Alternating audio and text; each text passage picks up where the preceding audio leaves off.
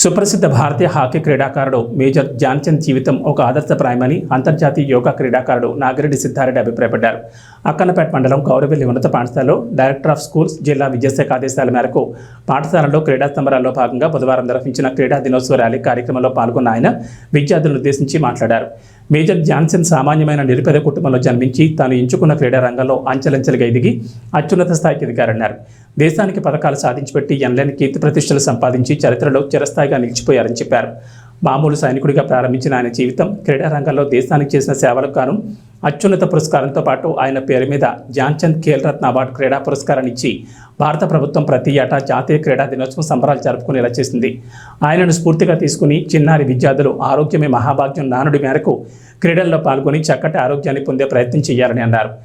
నిత్యం ఆటలాడినట్లయితే చక్కటి శరీర సౌష్ఠవంతో పాటు మానసిక ఎదుగుదల లభిస్తుందని ఆయన చెప్పారు. ఆటలతో పాటు చదువులను రాణించినట్లయితే చక్కటి భవిష్యత్తు ఉంటుందని పాఠశాల ప్రధాన ఉపాధ్యాయులు అనంతుల జ్యోతి అన్నారు. స్పోర్ట్స్ ద్వారా రిజర్వేషన్లు ఉపయోగించుకుని భవిష్యత్తులో ఎదిగే ప్రయత్నం చేయాలని విద్యార్థులకు సూచించారు. అనంతరం వ్యాయామ విద్యా ఉపాధ్యాయులు జంగంపల్లి వెంకటనరతయ్య క్రీడల ప్రాధాన్యతను తెలియజేస్తూ క్రీడాకారులందరి చేత ప్రతిజ్ఞ చేయించారు.